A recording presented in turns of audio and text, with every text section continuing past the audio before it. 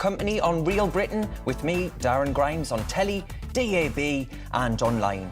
Jam-packed show coming up. Today we'll be discussing whether Cineworld were right to cancel the movie The Lady of Heaven after protests from angry Muslims. Is levelling up just a phrase?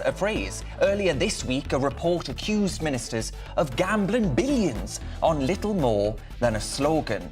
And scrap reform keep experts have defended a scheme in Glasgow which prescribed pharmaceutical-grade heroin to people with addictions too severe to be treated with methadone. Should it stay or should it go? But first, here's the news with Tatiana Sanchez.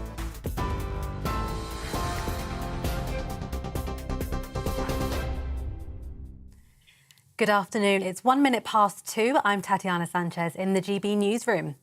Unions have hit out against a potential government plan to change the law allowing agency workers to cover for striking staff. Major travel chaos is expected later this month after workers voted overwhelmingly in favour of industrial action in a dispute over pay, pensions and conditions. Writing in The Sun on Sunday, the Transport Secretary Grant Shapps said they could also be banned from working overtime to make up for lost earnings during the strike. RMT General Secretary Mick Lynch told GB News the government shouldn't keep changing the law. Well, it's illegal at the minute, isn't it? And Grant Shapps should defend the rule of law, but now he's threatening to change the law in order to break an industrial dispute. I don't think it'll have any particular effect. These regulations have been in place for a fairly long time. I think they were brought in by the Blair government, and they've been completely ineffective. People are using these in disputes already, which is against the law. So rather than saying that he's going to change the law every time he's at a disadvantage, what he should do is unshackle the companies and fund the railways correctly so that we can have a settlement to this dispute. The government says legislation to scrap parts of the Northern Ireland Protocol will not break international law. Due to be introduced in Parliament tomorrow, the Northern Ireland Secretary Brandon Lewis says it will be both lawful and correct. The EU has already said changing the post-Brexit trade agreement would be a breach and there could be retaliatory action. Labour and Sinn Féin have criticised the move, but Mr Lewis told GB News the Good Friday Agreement will be protected and respected. Fundamentally, what is stopping the Northern Ireland Assembly and the Executive getting back up and running. And at the moment, the way the protocol is working, the way the EU want to see it implemented, is fundamentally undermining the Belfast Good Friday Agreement that has given us now 24 years of peace and growing prosperity in Northern Ireland. We've got to fix that. It's damaging for businesses and for people in Northern Ireland, and we've got to fix it. So we will be laying out tomorrow, as we said we would do, we're going to lay out some legislation tomorrow that will resolve those issues with the Northern Ireland Protocol in a way that protects and respects the Belfast Good Friday Agreement. The Business Secretary has ordered an urgent investigation into petrol station operators. It follows concerns that some firms are failing to pass on fuel duty cuts. In a letter to the Competition and Markets Authority, Kwasi Kwarteng said drivers are rightly frustrated that the 5p a litre reduction hasn't stopped prices from rising. Tens of thousands of people have been marching across the US protesting against gun violence. Hundreds of rallies were held across the country with demonstrators demanding stricter laws. It follows a number of mass shootings in the last month. In Uvalde in Texas, a teenage gunman killed 19 children and 2 teachers, just days after another armed man killed 10 people in Buffalo. In the state of New York, President Joe Biden backed the protests. Yes, keep marching. It's important. Look, this has to become an election issue. The way people listen, senators, congressmen, when people say, this is going to affect my vote. Too many people are dying needlessly. And what's even being proposed in the House and Senate is marginal. I mean, it's important, but it's not all that needs to be done. McDonald's has been rebranded in Russia after the fast food giant pulled out of the country over the Ukraine war. Under Russian ownership, the first 15 restaurants have opened under a new name, which translates to tasty and that's it. The relaunch was disrupted by a lone protester with a sign saying, "Bring back Mac." The food is said to taste the same, but any reference to the American company has been removed. And the Queen has become the world's second longest reigning modern monarch. The 96-year-old overtakes Thailand's king, who held the throne for 70 years and 126 days. Louis XIV of France holds the title for the longest reigning monarch with a run of 72 years and 110 days. This is GB News. We'll bring you more news as it happens. Now back to Real Britain with Darren Grimes.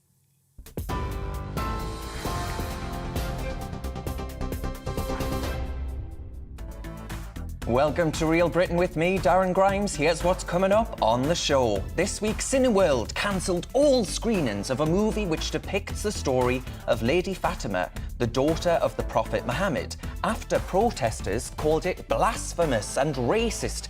There's words you don't hear too often, but free speech campaigners saying the accent of the movie sets a really dangerous precedent. The thoughts of Mohammed Amin, the former chair of the Conservative Muslim Forum and the chief political writer of Spiked Online, Brendan O'Neill, will be coming up shortly. We're going to ask, has Levelling Up materialised? A report by MPs into how the government has spent 1.7 billion quid to level up the country says the policy has so far amounted to little more than a slogan. And the transgender cyclist Emily Bridges says she just wants the same opportunities as other female athletes. Should she? That's what we're talking about for the next hour. I'd love to know your thoughts.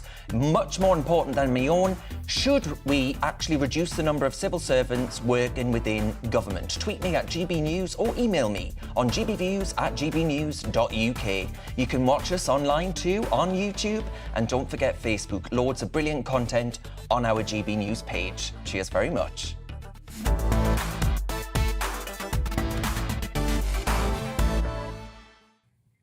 Now, tomorrow, GB News marks a year since we were first beamed into your homes, and I think, folks, that is worth celebrating.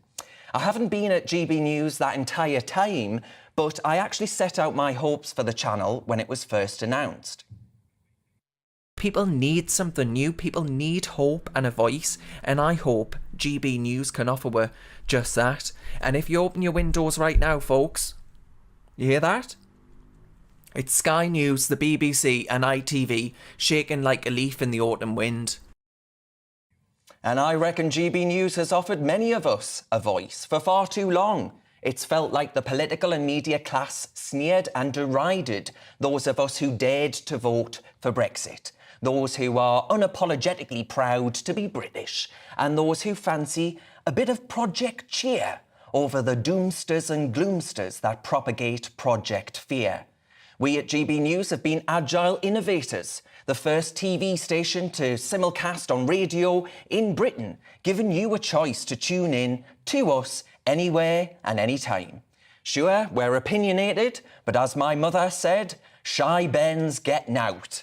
From the trade unionist Paul Embry and former Labour MP Gloria De Piero to prime-time firebrands like Nigel Farage and Dan Wootton, we at GB News welcome discussion and debate to help you at home reach your own conclusions about really important topics that matter to you. So forget left or right, Conservative or Labour, we here at GB News recognise that you need to have a variety of opinions and to express those opinions. You cannot have a one-sided debate with two liberal-minded, Remain-voting, university-educated talking heads that agree with each other, right? On those other snooze-fest telechannels like Sly News. I don't know about you, but I was absolutely delighted to hear the historian David Starkey, his commentary alongside broadcasting legend who's just been on before me, Alistair Stewart, during the coverage of Her Majesty the Queen's Platinum Jubilee. I can think of nobody with more eloquence and expertise when it comes to all things monarchy, quite like Dr. David Starkey. You only have to cast your eye upon the mountain of books and documentaries that he has produced to understand that. So I'm proud to work for a broadcaster that doesn't believe in cancellation. Our democracy is all the richer, if you ask me, for the contribution that GB News, despite its infancy at the youthful age of 1 year old, has actually offered. Democracy is nothing without unencumbered exploration of ideas. And in refusing to cave in to the internet's permanently offended and perpetually woke, it's often a wonder that they ever sleep, these people, but GB News, I think, has revitalised some of the most important tenets that make up a genuinely free and genuinely open society. So, folks, I hope you'll join me in toasting to the next 12 months, and here's to a heartfelt thank you to all of you, actually, who tune in and support this fledgling channel. The fastest growing movement that I think I've ever been a part of.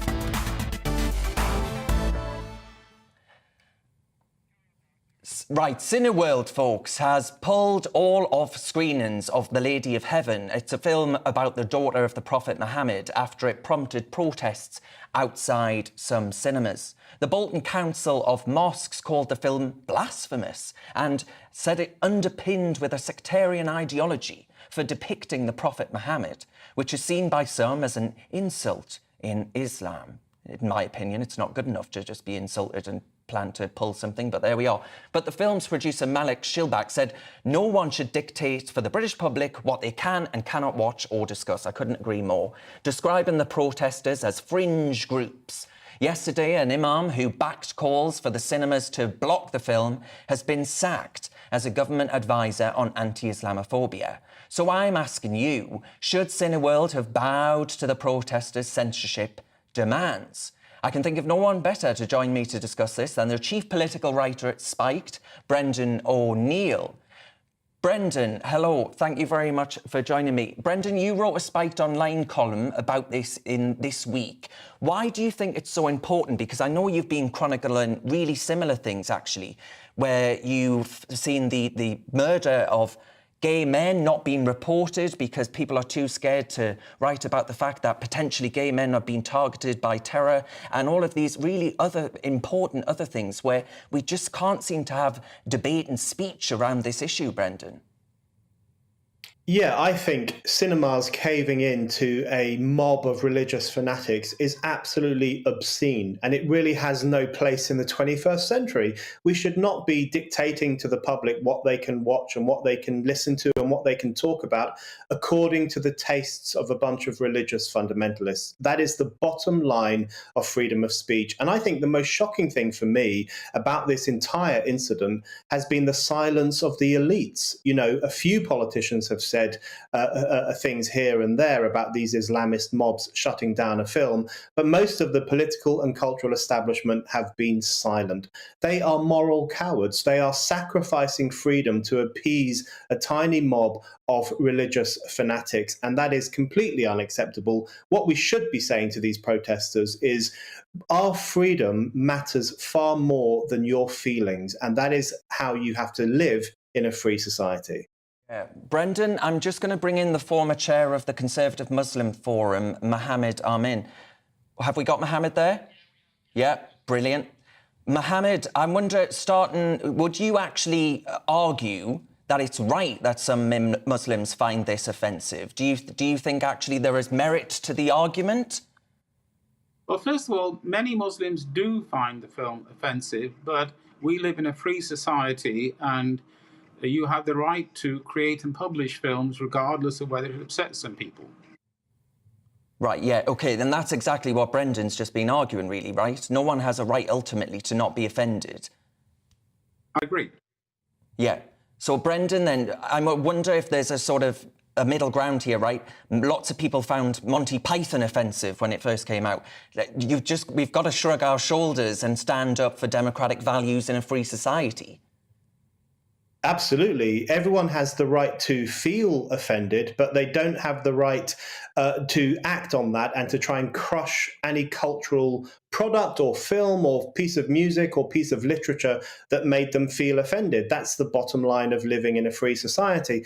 And one of the things that horrifies me most about the silence around these Islamist mobs is that there is this implication that is given that they are representative of the Muslim community more broadly, and therefore we can't really criticize them too much. We might offend Muslims, we might make Muslims feel bad.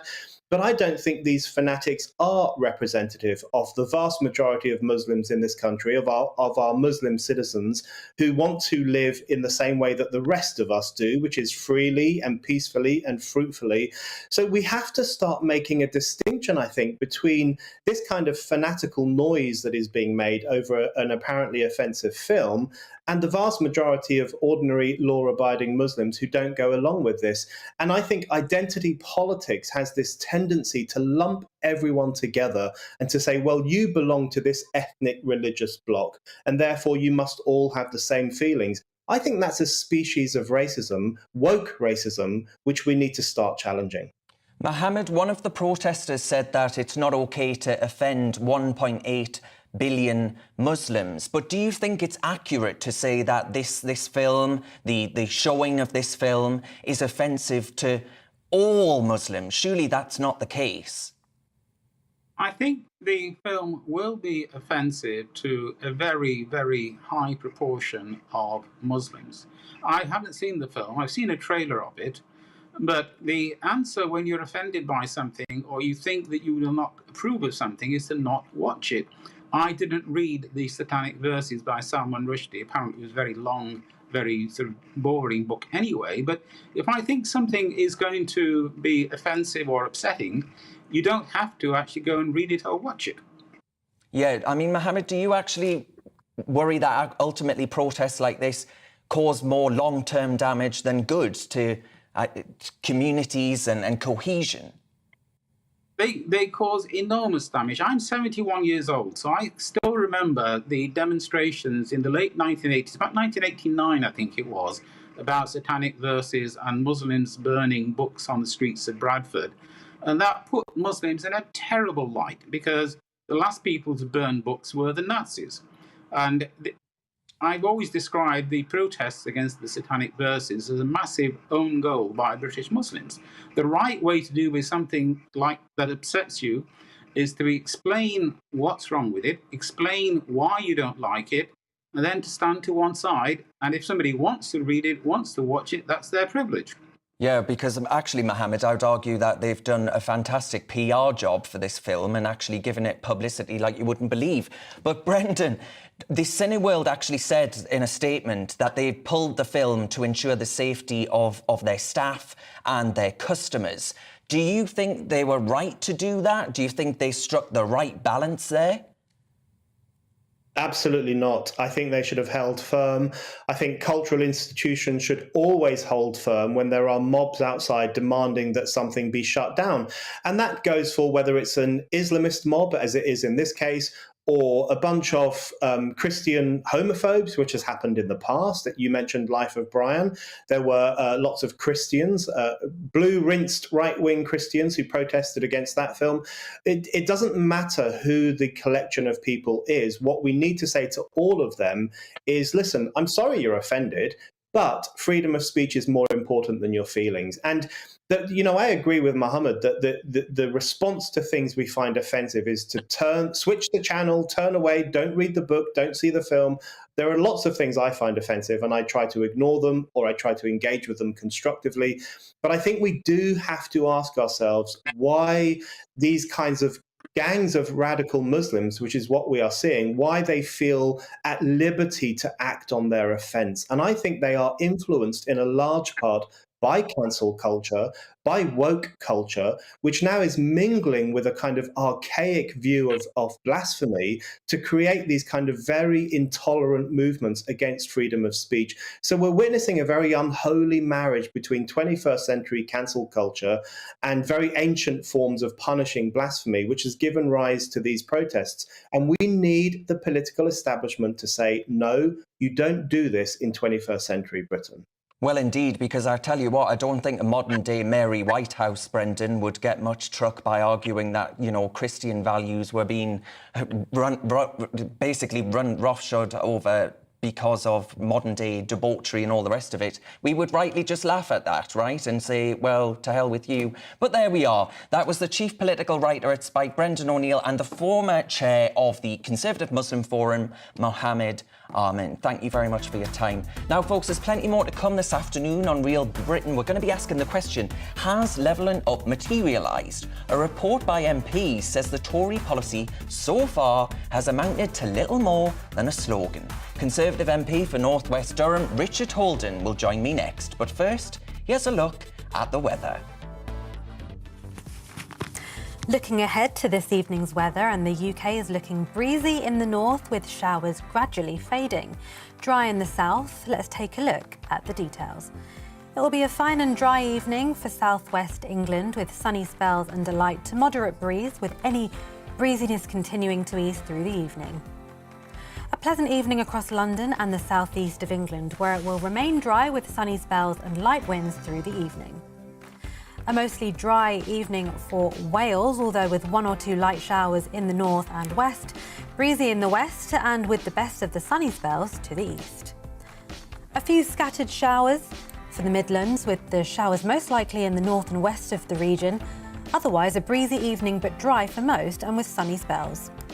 For northeast England, showers will become fewer and further between this evening as the showers fade and sunny spells become more widespread. Today's gusty wind will also turn lighter through the evening. A mixture of sunny spells and scattered showers for southern Scotland, breezy through the first part of the evening, but as showers die away, the winds should also become lighter.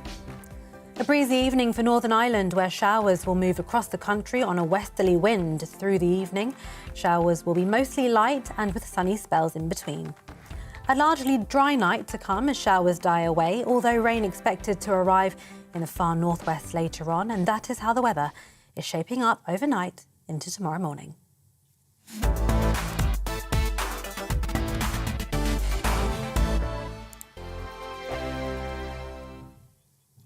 We are GB News. We're right across this great nation. On TV, on radio, on digital. Absolutely everywhere. We don't talk down to you. We embrace all voices.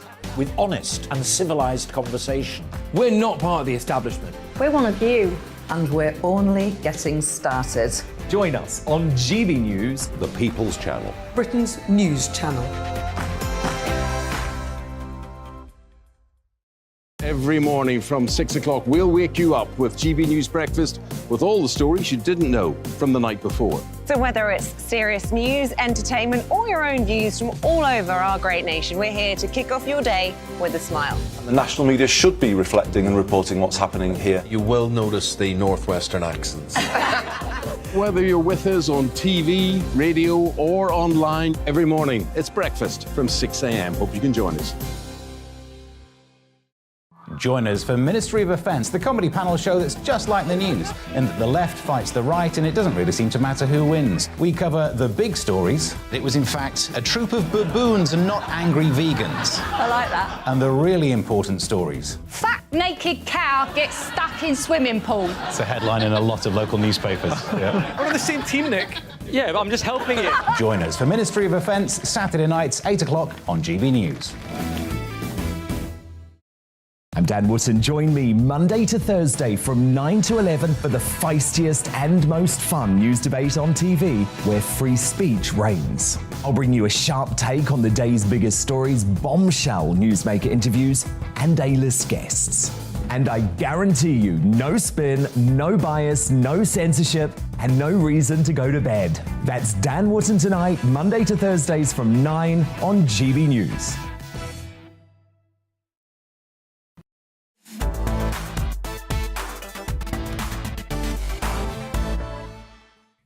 Welcome back to Real Britain with me, Darren Grimes. Cheers very much for your company. Now, folks, a report out this week has suggested that the government's levelling up agenda is little more than a slogan. That's despite 1.7 billion quid on the project. Michael Gove is the man in charge of making sure that the Tory flagship policy works, but the Commons Public Accounts Committee described the way that cash has been allocated as unsatisfactory. So I'm asking, has levelling up materialised? Have you felt it where you are? With me now is the Conservative MP for North West Durham, Richard Holden, to discuss. Richard, thank you very much for your company. The slogan, levelling up the country, that was, ad nauseum in the 2019 general election. Do you think this Conservative government has actually figured out what that means yet?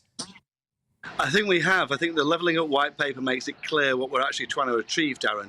But I'd be totally honest with you, and I think that with the COVID pandemic and then this war in Ukraine following it up, I think that's really put a bit of a spanner in the works on that long-term plan. But I think people are also realistic about that. What my constituents want to see is those long-term changes. So for constituencies like mine, as you'll know, Darren, from being a local lad yourself, I want to see Shotley Bridge Hospital changed and improved, the new site.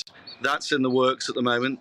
I want to see better transport links and infrastructure for towns like for the concert in North West Durham and for Stanley, neighbouring me into the main network. I want to see those education opportunities, particularly for higher level vocational education, really made available to local people. I've seen some really positive steps in those directions, but I think you're absolutely right to point to the fact that in terms of spades in the ground, we're definitely not there yet. Yeah, absolutely. I mean, you mentioned there Shotley Bridge Hospital. I think I was one of the last to be born in Shotley Bridge Hospital, but let's not go there and sort of suggest why that might be. But this report, Richard, also suggests that billions spent on a series of schemes to actually boost the kind of local growth that you speak about in your patch there, or our patch, over recent years. The government still doesn't have a strong understanding. How do you think they've reached that conclusion? Is it entirely down to the fact that we've just come through the pandemic and, of course, this war in Europe? I think that one of the biggest things for me when I'm talking about my local area is those educational opportunities and those job opportunities. Now, for places like North West Durham, what we've actually seen over the last few years is actually jobs now, in terms of employment, we're better than the national average. But I want to see those jobs being really good, high quality, long-term jobs. Not just jobs that people have to do to get by, but jobs which people see a career in. People see something which they're going to do which is positive and really make a long-term change to not just themselves, but their family and the local town and community as well. So it's that combination of things. We're not there yet, but we have seen a lot of money put in. But I think the real investment that needs to happen is to ensure that places like North West Durham are net contributors. I mean, we were back in the day in terms of engineering, in terms of energy supply with coal, and I want to see us doing that again today. I think what we've seen down in Teesside is really proactive local leadership and people like Ben Houchin really changing the game on that. And I think that we need to see more of that, more ambition, to match the ambitions of local people. I'm fed up of local councils which just aren't matching that ambition, and we need to get to that different level where people are actually making a real difference. Yeah, I mean, Richard, a lot of people watching may well be viewing the scenes over recent weeks of the opening of the Elizabeth line, for example, and we keep talking about things like HS2 and all of these other projects. Do you actually think that there is enough of a focus on areas like the northeast of England? I'll be totally honest, Darren. So the Elizabeth line, you're talking of £10 billion plus on that. And that's roughly around £500 million for every constituency that benefits that line. I want to see £500 million of investment for every constituency like mine in County Durham to really get us connected. Because at the moment, we're not seeing just those sheer levels of investment, because that's the real difference that it will make. The difference it'll make is that the people in places like Concert can really access the rest of the area. I don't want to see us held back. And I think the government is yet to really come forwards with something clear, particularly in terms of transport and how that's going to be transformational. And that's what I need to see, transformational investment. It's what I'm fighting for every day of the week for my constituents, and I really need to see the government. I know they've had difficult times over the last couple of years, and this Ukraine situation is making things worse, but we need to see that transformational investment into areas like mine, because we don't want to be there constantly, as we have been under Labour for the last 40 years, asking for handouts for more cash. I want to see my local constituents, proud people in proud communities, they're being able to pay for everything themselves. I don't want to see cash handouts from London. I want to see us making the case for our communities on the basis of good local jobs. And that's got to be the transformational change we see. Yeah, Richard, you have been a vocal supporter over the years of the Prime Minister. You, I believe, hold him and say he is responsible for much in the way of the levelling up agenda and, of course, that massive 2019 general election victory, close to a landslide, if not a landslide, Richard. But do you actually think over recent weeks we've seen, of course, the vote of confidence in the Prime Minister, but the numbers, Richard, they weren't there in massive numbers in support of the Prime Minister and his agenda. Do you worry that the Prime Minister's knock to his confidence in the party will actually mean that his agenda, like the levelling up agenda, is at risk? Well, what I want to see is, rather than some of my colleagues talking about themselves and thinking about their own career prospects, I want them to be thinking about the good of the country, the good of their constituents, and concentrating on the issues which matter to people, in North West Durham, from Crook, Consett, Willington, Weardale, across the country, because that's what we're in government for. We're not in government for ourselves, we're in government for the people. And it's absolutely vital that now we've got this confidence vote thing out of the way, that we concentrate fully on delivery. I want Westminster to be there to deliver for people. Let's let Labour go on talking about all these fringe issues which they're obsessed with, right? And we need to keep getting on with the job of delivering for the people. And that means getting on with levelling up. And dealing with these really important issues that we face on a day-to-day basis. Things like cost of living really are impacting my constituents.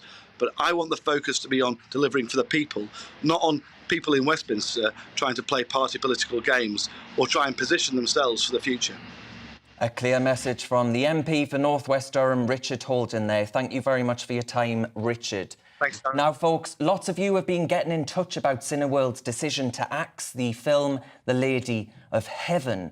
So let's have a look what you've been saying. Alan says, if the politicians had spoken out, maybe the cinemas would have done the right thing and shown the film. It is true, I think, isn't it? Brendan O'Neill was saying this, actually, that politicians who believe in democratic values, who believe in a free society, need to actually speak out against de facto blasphemy laws in the United Kingdom.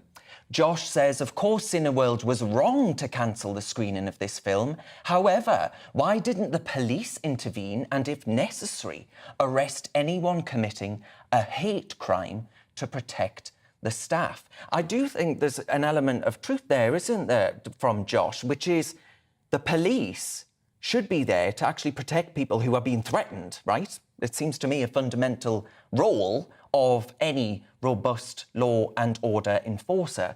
Mike says, if the protesters don't like it, don't go and see it or move away to a fundamentalist country. Well, Mike, I do think that there is a grain of truth to the fact that, if you don't like something, divn't watch it. If you don't like something, divn't buy it. It's as simple as that, Mike.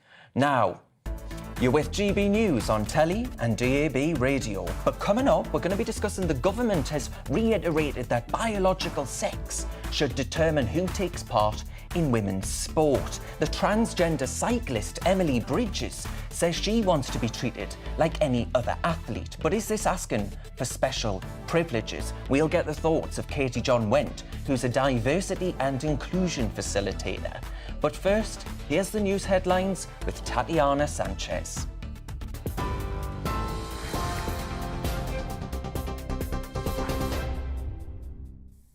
It's 2:33. I'm Tatiana Sanchez in the GB newsroom. Unions have hit out against a potential government plan to change the law allowing agency workers to cover for striking staff.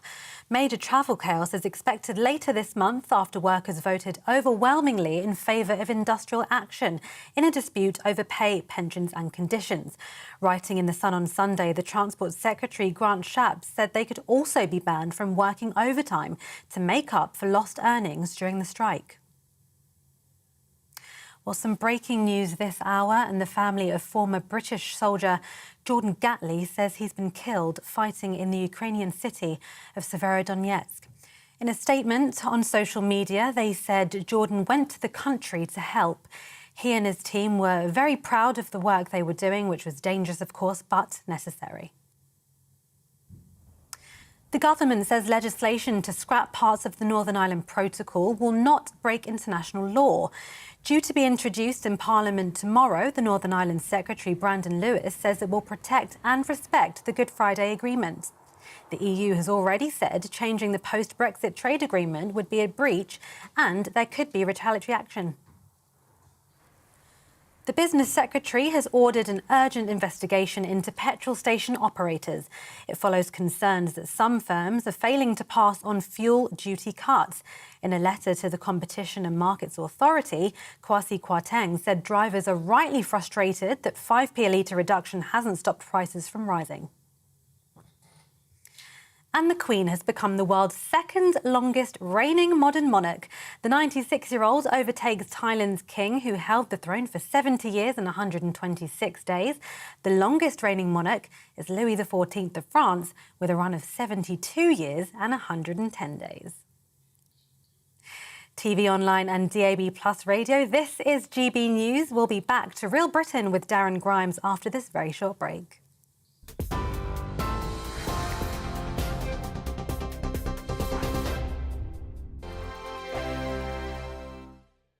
We are GB News. We're right across this great nation. On TV, on radio, on digital. Absolutely everywhere. We don't talk down to you. we embrace all voices. With honest and civilised conversation. We're not part of the establishment. We're one of you. And we're only getting started. Join us on GB News, The People's Channel. Britain's news channel. Every morning from 6 o'clock, we'll wake you up with GB News Breakfast with all the stories you didn't know from the night before. So whether it's serious news, entertainment, or your own views from all over our great nation, we're here to kick off your day with a smile. And the national media should be reflecting and reporting what's happening here. You will notice the northwestern accents. Whether you're with us on TV, radio, or online, every morning, it's breakfast from 6 a.m. Hope you can join us. Join us for Ministry of Offence, the comedy panel show that's just like the news, in that the left fights the right and it doesn't really seem to matter who wins. We cover the big stories. It was in fact a troop of baboons and not angry vegans. I like that. And the really important stories. Fat naked cow gets stuck in swimming pool. It's a headline in a lot of local newspapers. Yeah. We're on the same team, Nick. Yeah, but I'm just helping you. Join us for Ministry of Offence, Saturday nights, 8 o'clock on GB News. I'm Dan Wootton. Join me Monday to Thursday from 9 to 11 for the feistiest and most fun news debate on TV, where free speech reigns. I'll bring you a sharp take on the day's biggest stories, bombshell newsmaker interviews, and A-list guests. And I guarantee you, no spin, no bias, no censorship, and no reason to go to bed. That's Dan Wootton tonight, Monday to Thursdays from 9 on GB News.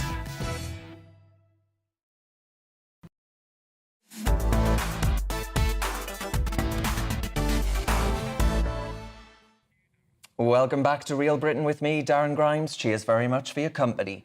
Now, ministers this week have reiterated that biological sex should determine who takes part in women's sports. Personally, I find it quite depressing that this is where we're at as far as public discourse is concerned, and we've got to have these discussions. And that's, of course, despite Emily Bridges, who, for my radio listeners, is on screen now, has said that she suffered physical threats after Boris Johnson first issued that stance. The transgender cyclist also argued that actually she doesn't want special dispensation, that she just wants to be treated like every other female athlete. The 21-year-old has argued that we need to actually have robust protections and protect the access for transgender cyclists like herself to be able to participate in these sports. But I'm joined now by Katie John Went, who's a diversity and inclusion facilitator. Katie, thank you for your company. Do you think it was right on the government to actually double down on their stance on trans women competing in female sport? Because as you will well know, Many female athletes, for example, past and current athletes, have argued that this would add an unfair advantage to those who had undergone male puberty. Well, it's difficult, isn't it? Because sport is, on the one hand, all about fairness and all about inclusion. And that's certainly part of the physical activity that when we're all growing up particularly is part of the healthy education and healthy fitness that we all should, as young people and as teens, go through and be involved in sport. And in fact, many sports we are all involved in up to puberty. We are often involved in mixed sex sport. I've had friends who were female who were the kind of the goalkeeper of the boys' football team until a certain age. But then male puberty does take over and give you an unfair advantage if you stay competing with girls. So there is a reason why there is a protected category of girls-only sport in order for girls to be able to compete with girls, because otherwise if they were only competing with men for the rest of their lives, they would always be pretty much coming last on the podium, except for some outstanding and exceptional athletes. And at the end of the day, though, in professional sport, though, it is about elite sport. And elite sport is always going to have the best of the best. And if someone goes from being among the best of the best in male sport, even if they transition, they're still going to have a physical advantage if they then enter female elite sport. And so that then is unfair. Yes, so you don't actually agree with the sentiments expressed by Emily Bridges there. That was basically, you know, the argument, Katie, around not asking for special treatment, I personally found that quite odd, because I think being allowed to participate in cycling as someone who has underwent, as we just discussed there, male puberty, you are asking for special treatment. Yeah, and I think it's a little bit disingenuous. I also do think that many trans people, and as someone who is trans and has come out the other end, whilst you're going through those processes, you are inevitably, to a degree, blinkered. You are kind of very hyper-focused on gender and your place in society and acceptance, and you're often seeing hate where hate isn't there. It's just discussion, it's just debate, and yet often you see it as hate around you. But it's, to a degree, it is disingenuous to talk about not wanting special treatment, because actually trans people are asking for special treatment. We are asking for the Gender Recognition Act and the Equality Act to give us special treatment. It was also disingenuous, I think, of the Mail and the Express to publish photos of the last competition that Emily was in, because she came first in a competition, but the actual competition she was in is actually one of the models for how we could be doing sport. It was an open category sports event in which they tried to match up cisgender women, women born female, and trans women, and tried to match them in physical categories where they were equivalent. And in fact, they were doing that based not upon the athletic rules about the level of testosterone, but literally just trying to match people. And they had multiple categories based around physique, amongst other things. And so the women entering that particular category were also entering a knowingly, avowedly trans-inclusive competition. And the photographs of Emily coming number one, I think it was Lily Chant, another trans woman, becoming second, and a female-born woman becoming third, it made it look like the person who was third was really disgruntled. But in fact, she was interviewed afterwards and said, I was really happy to be on the podium and I had knowingly entered an open category race. And I think that degree of having some open sports, some open categories, and some far more individualistic matched physique possibilities is the way forward for some trans people to be included in sports. There are many sports in which, you know, that male puberty is less relevant, you know, horse racing and things like that, and motor racing, skiing and other things. In horse racing and in motor racing, they level out the weight of the person in the seat or on the horse, so they're all matched in weight. And when we have like boxing and weightlifting and things, it's done by size. So there are many sports where we actually divide less by gender and more by physique. So that may be a way forward in some competitions. Yeah, I mean, Katie, what gets me is that I think in this country we are proudly and rightly a country where we have equality in law and acceptance in wider society. But the issue, I think, here is that in arguing that there should be what I perceive to be unfair advantages, is that actually you start creating a really divisive argument into these categories where none existed before, where actually we weren't having these sort of debates as you and I have before, or discussions before, where actually there was just a wide acceptance of these things.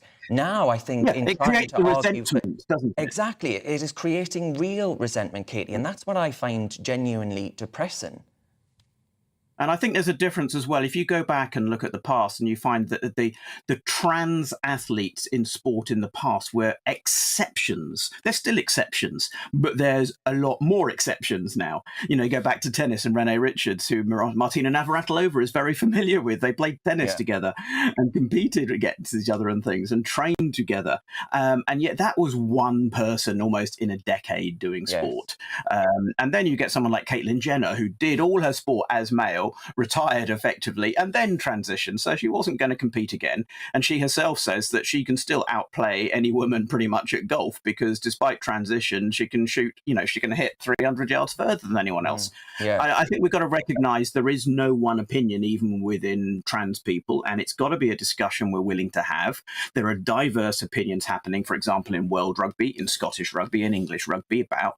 So if something's a contact sport or something's a team sport, there are going to be different issues there as well. But there are some sports in which it should cause no problem, and there are others in which the simple kind of testosterone test is insufficient. And as Sharon Davis says, that if she was pumping that level of testosterone in her system, she would be banned based upon doping.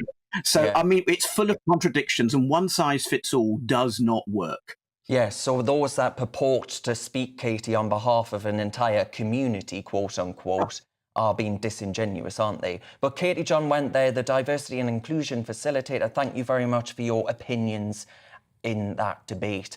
It's now 2:46 and it's time for my Scrap Reform Keep segment. And today we're discussing whether Glasgow's so-called free heroin scheme should be rolled out across the country or scrapped altogether. This was first introduced back in 2019. It's HAT for short, heroin-assisted treatment. It's a centre in Glasgow where addicts can go to inject drugs safely, and although praised by leading drugs experts, the Scottish Conservatives have said that there are signs that the service is simply not working as it should be.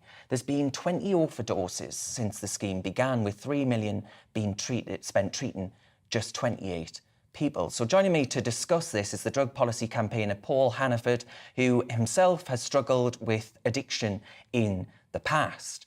Thank you very much for your company, Paul. Paul, the collective of Scotland's leading drug experts praising the programme and saying that critics need to move on from the moralistic judgment attitudes and condemning treatments that have a strong body of evidence highlighting positive outcomes. Do you think this treatment should be seen as a work in progress that could be used and emulated in other parts of the country? Well, look, you just said it. Clearly, we've got people overdosing still that are on the programme.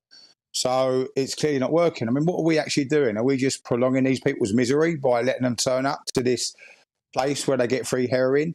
£3 million, 20 addicts. Now, clearly, all these addicts that are dying, being buried by their parents, were once at school. So I'm not going to go off track here a little bit. But look, heroin's a huge problem in Glasgow. It's a problem for me for 20 years. Thank God I got off of it. I'm 15 years clean. And my job is today to go and educate as many young people about the consequences of heroin. Now, as I know, most people in your studio or everyone listening to this conversation will know that when they were young, they never had a talk on drugs, and we've got a problem. So is a solution letting these people turn up, inject them with heroin, then run along and still suffer and still be miserable? Or do we do early intervention education? Now, £3 million is a hell of a lot of money to treat 20 addicts. OK, you might be giving them free heroin, but you're not curing their suffering. So is it working? From what I've read and what I've seen so far, no. You've got these experts who are saying it is working. These experts are just clearly good at writing out prescriptions for, obviously, morphine, which they're getting, diamorphine. So the solution here is, if you want to sort your problem out in Scotland with heroin use, and then you educate children. I educate children as young as 8. This week alone, I've spoken to 3,000 children. Wow. You know, look, come on, look, I've got big open wounds in my legs that never healed. I'm 15 years clean from heroin. You know, all my friends died from it. You know, I don't know if you've ever been to a funeral of a mother who's buried her son because of drug overdose. You know what I mean? And it's horrific. So the question is, and this is it in a nutshell, How many young people in Scotland now are being given education around drugs, especially heroin, the one that's causing the country a lot of problems? And I promise you now, less than 5% of every kid in Scotland will go through the whole of their schooling without getting education on drugs. And these people who sell the heroin are making more money in a week than you do in a year are loving this. They need customers. And these customers, potentially every kid in Scotland. So, look, I'm not saying that these people go to this place, they get injected heroin, and there's a chance they won't overdose. But they're still leaving that environment, coming back the next day, and they've got no quality of life. They're not paying taxes, they're not working, you know? Does that make sense? Yeah, absolutely. So what would you say then, as far as scrapping, reforming or keeping the policy? Which camp are you in? Because you seem to be actually... I would say, you know, the amount of money, let's look at costs here. £3 million to treat 20 addicts. And these 20 addicts might be turning up day after day and getting free heroin. But, you know, you could put that £3 million into schools and think of the amount of kids you could put off drugs. You know, I go and speak to 1,000 children a day in schools, and I show them the wounds in my legs. I've got a website, paulhannaford.com. I get great feedback on social media. Maybe invest some of that money, and then these forums, you won't be need them in 10 years, or you won't need as many of them. You make sense? Yeah, look, I'm not saying they don't work. They might be a safe place for someone to go inject, and they won't overdose, be found dead in some drug den, like I witnessed many years ago. But I'm on about the money invested. It could be put in prevention rather than cure. Make sense? Because you're not curing these addicts. All you're doing is stopping them dying from overdosing. You're not curing their problem. So, you know, early intervention is paramount. But sadly, and I've done a lot of research, most people in education cannot be bothered to give the kids in their care education on drugs, especially the drug, if they take it, will ruin their lives, heroin.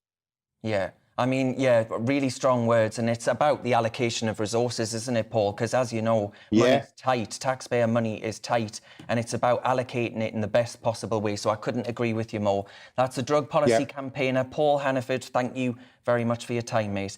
It's time for Campus Clash, where we discuss the big topic of the week. University students or graduates join me on the show for this segment. This week, MPs are pressuring the government to ban a Chinese cultural organisation from Britain over claims by the US that it's, quote, advancing Beijing's global propaganda. The institute has 29 branches at UK universities. So I'm asking, should we be worried about foreign influence at UK universities? Joining me to discuss is Steve Halliard-Bennett, the chairman of Aldershot Young Conservatives and Reading University history and politics student, and also Jess Gill, a student and host of Recent UK, which some of you might know I advocate you check out.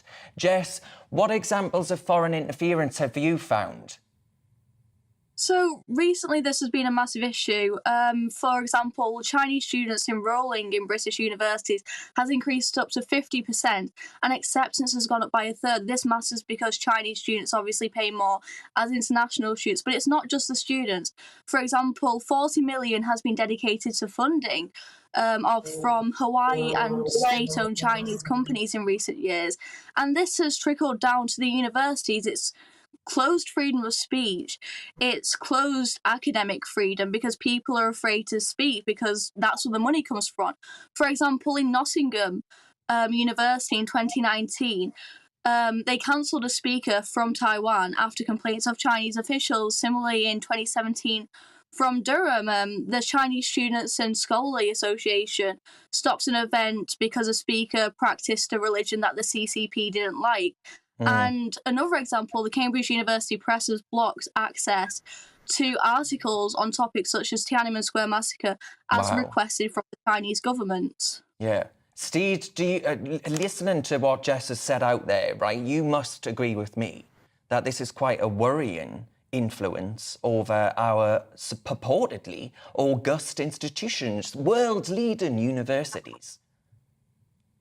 Absolutely, 100%. I mean, I was aware of some of the examples listed there, and that's you know, it's a very serious issue that's definitely skyrocketed over the last few years. And unfortunately, unless change is enforced, I can't see change coming, which is something I would really love to see some change coming to try and curl this.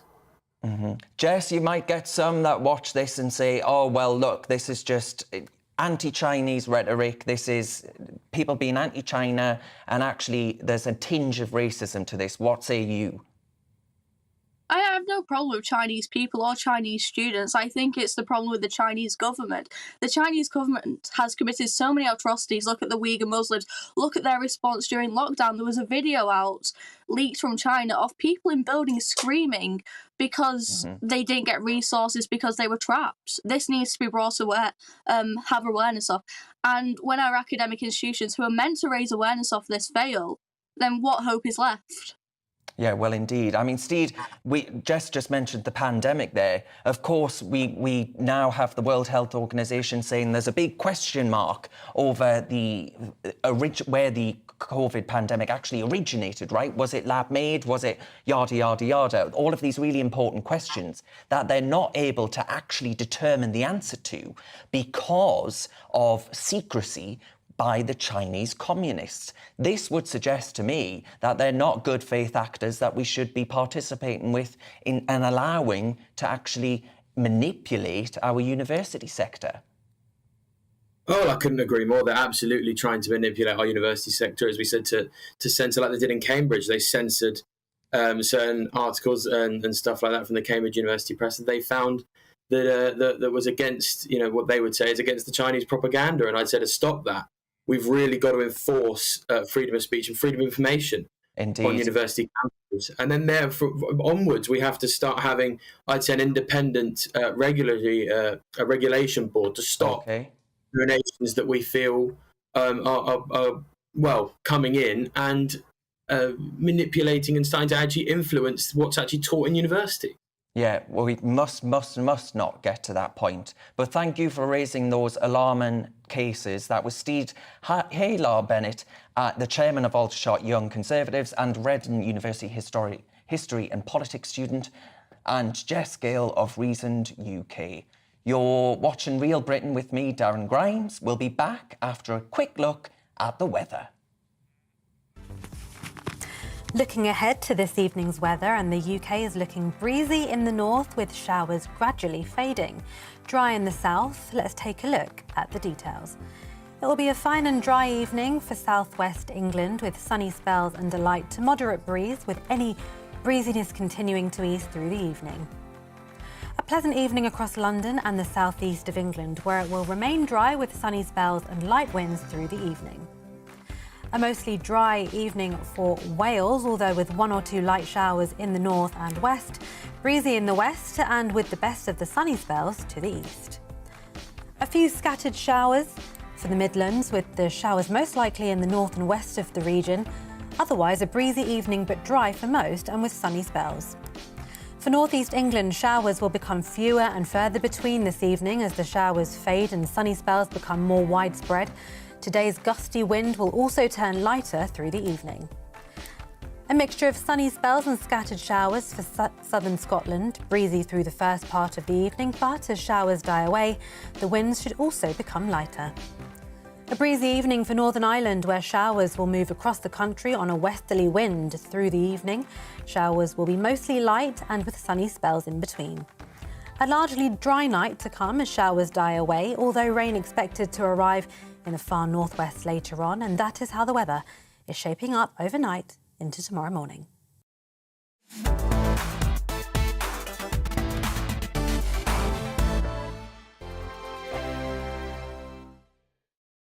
We are GB News. We're right across this great nation. On TV, on radio, on digital. Absolutely everywhere. We don't talk down to you. we embrace all voices. With honest and civilised conversation. We're not part of the establishment. We're one of you. And we're only getting started. Join us on GB News, The People's Channel. Britain's news channel. Every morning from 6 o'clock, we'll wake you up with GB News Breakfast with all the stories you didn't know from the night before. So whether it's serious news, entertainment, or your own views from all over our great nation, we're here to kick off your day with a smile. The national media should be reflecting and reporting what's happening here. You will notice the northwestern accents. Whether you're with us on TV, radio, or online, every morning, it's breakfast from 6 a.m. Hope you can join us. Join us for Ministry of Offence, the comedy panel show that's just like the news, in that the left fights the right and it doesn't really seem to matter who wins. We cover the big stories. It was in fact a troop of baboons and not angry vegans. I like that. And the really important stories. Fat naked cow gets stuck in swimming pool. It's a headline in a lot of local newspapers. Yeah. We're on the same team, Nick. Yeah, but I'm just helping you. Join us for Ministry of Offence, Saturday nights, 8 o'clock on GB News. I'm Dan Wootton. Join me Monday to Thursday from 9 to 11 for the feistiest and most fun news debate on TV, where free speech reigns. I'll bring you a sharp take on the day's biggest stories, bombshell newsmaker interviews, and A-list guests. And I guarantee you, no spin, no bias, no censorship, and no reason to go to bed. That's Dan Wootton tonight, Monday to Thursdays from 9 on GB News.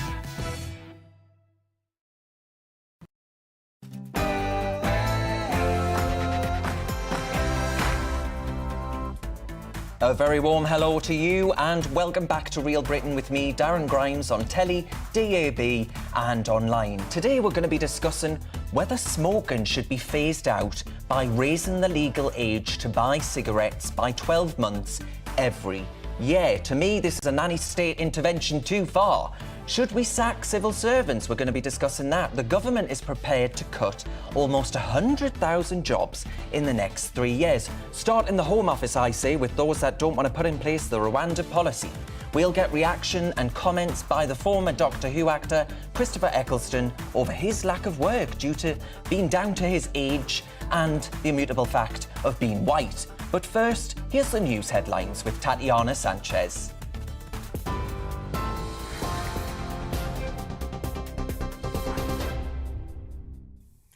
Good afternoon, it's 1 minute past 3. I'm Tatiana Sanchez in the GB newsroom. Unions have hit out against a potential government plan to change the law allowing agency workers to cover for striking staff. Major travel chaos is expected later this month after workers voted overwhelmingly in favour of industrial action in a dispute over pay, pensions and conditions. Writing in The Sun on Sunday, the Transport Secretary Grant Shapps said they could also be banned from working overtime to make up for lost earnings during the strike. RMT General Secretary Mick Lynch told GB News the government shouldn't keep changing the law. Well, it's illegal at the minute, isn't it? And Grant Shapps should defend the rule of law, but now he's threatening to change the law in order to break an industrial dispute. I don't think it'll have any particular effect. These regulations have been in place for a fairly long time. I think they were brought in by the Blair government and they've been completely ineffective. People are using these in disputes already, which is against the law. So rather than saying that he's going to change the law every time he's at a disadvantage, what he should do is unshackle the companies and fund the railways correctly so that we can have a settlement to this dispute. A former British soldier has been killed in Ukraine. Jordan Gatley's family says he was shot fighting in the city of Severodonetsk. In a statement on social media, they described him as a hero, saying he went to the country to help. They added that both he and his team were proud of the work they were doing, describing it as dangerous but necessary. The government says legislation to scrap parts of the Northern Ireland Protocol will not break international law. Due to be introduced in Parliament tomorrow, the Northern Ireland Secretary Brandon Lewis says it will be both lawful and correct. The EU has already said changing the post-Brexit trade agreement would be a breach and there could be retaliatory action. Labour and Sinn Féin have criticised the move, but Mr Lewis told GB News the Good Friday Agreement will be protected and respected. Fundamentally, what is stopping the Northern Ireland Assembly and the Executive getting back up and running. And at the moment, the way the protocol is working, the way the EU want to see it implemented, is fundamentally undermining the Belfast Good Friday Agreement that has given us now 24 years of peace and growing prosperity in Northern Ireland. We've got to fix that. It's damaging for businesses and for people in Northern Ireland, and we've got to fix it. So we will be laying out tomorrow, as we said we would do, we're going to lay out some legislation tomorrow that will resolve those issues with the Northern Ireland Protocol in a way that protects and respects the Belfast Good Friday Agreement. The Business Secretary has ordered an urgent investigation into petrol station operators. It follows concerns that some of them are failing to pass on fuel duty cuts. In a letter to the Competition and Markets Authority, Kwasi Kwarteng said drivers are rightly frustrated that the 5p a litre reduction hasn't stopped prices from rising. Tens of thousands of people have been marching across the US protesting against gun violence. Hundreds of rallies were held across the country with demonstrators demanding stricter laws. It follows a number of mass shootings in the last month. In Uvalde in Texas, the teenage gunman killed 19 children and 2 teachers just days after another armed man killed 10 people in Buffalo in the state of New York. President Joe Biden backed the protests. Yes, keep marching. It's important. Look, this has to become an election issue. The way people listen, senators, congressmen, is when people say, this is going to affect my vote. Too many people are dying needlessly. And what's even being proposed in the House and Senate is marginal. I mean, it's important, but it's not all that needs to be done. McDonald's has been rebranded in Russia after the fast food giant pulled out of the country over the Ukraine war. Under Russian ownership, the first 15 restaurants have opened under a new name, which translates to tasty and that's it. The relaunch was disrupted by a lone protester with a sign saying, "Bring back Big Mac." The food is said to taste the same, but any reference to the American company has been removed. And the Queen has become the world's second longest reigning modern monarch. The 96-year-old overtakes Thailand's king, who held the throne for 70 years and 126 days. Louis XIV of France holds the title for longest reigning monarch with a run of 72 years and 110 days. This is GB News. We'll bring you more news as it happens. Now it's back to Darren.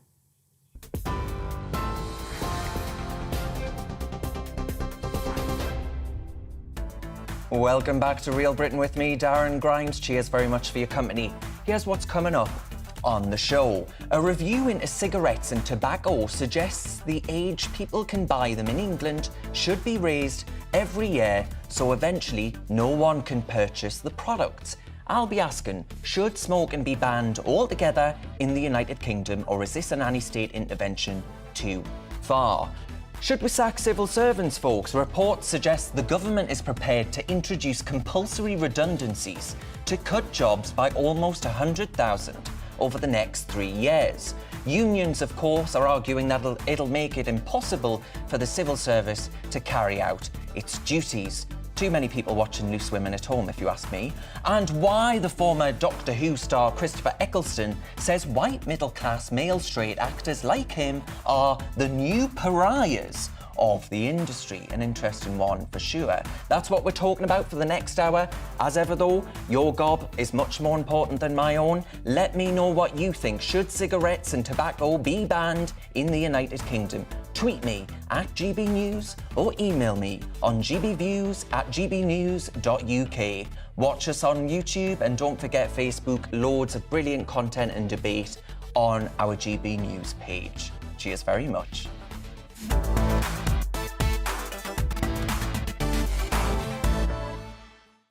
As I say, folks, a review into smoking suggests that the age people can legally buy tobacco and cigarettes in England should rise year on year, so eventually no one will be able to actually buy them. The government-commissioned review says implementing the plans would create a smoke-free generation and help ministers reach their ambition to reduce the number of smokers in Britain to below 5% by 2030.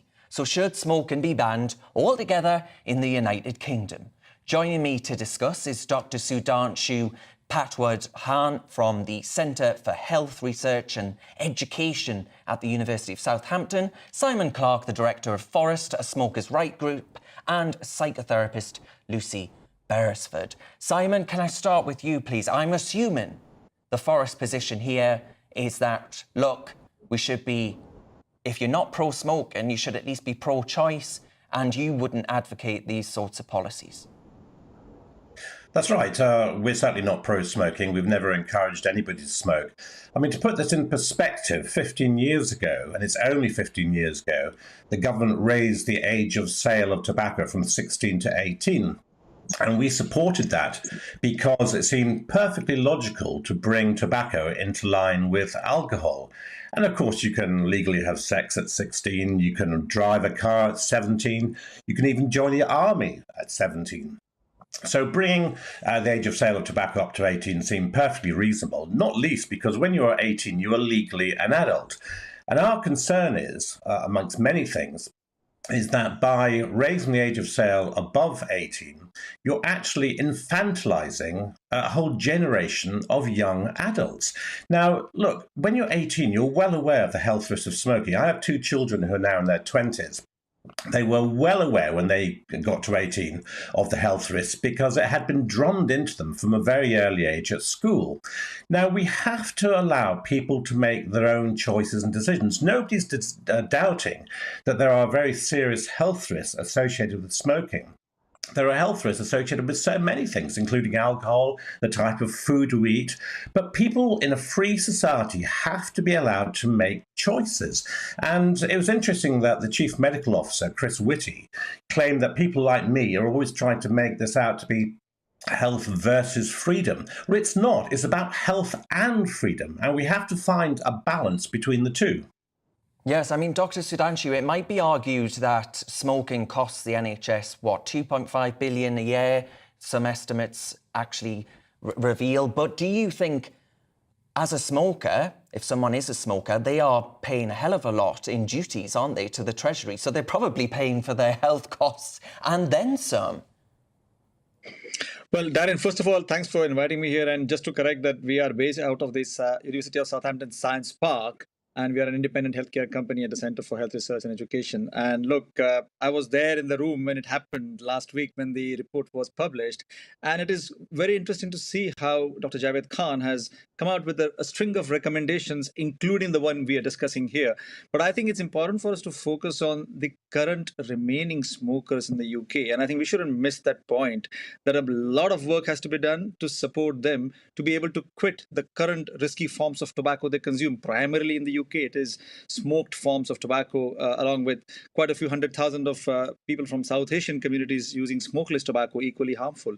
And I think the biggest missed opportunity, Darren, and the rest of the panel, is that not enough support is given by healthcare practitioners. And that's the work we do actually at the moment, where we are trying to understand the gaps in amazing policies that people come out with. And this is an example of that, where there's a lot of good ideas potentially to be put into practice. That's where it fails. And one thing we have seen that really holds back healthcare practitioners, for example, in giving the required amount of support opportunistically in what would one call a teachable moment. You know, you have a patient who is a smoker coming with a medical condition, most probably because of the smoking.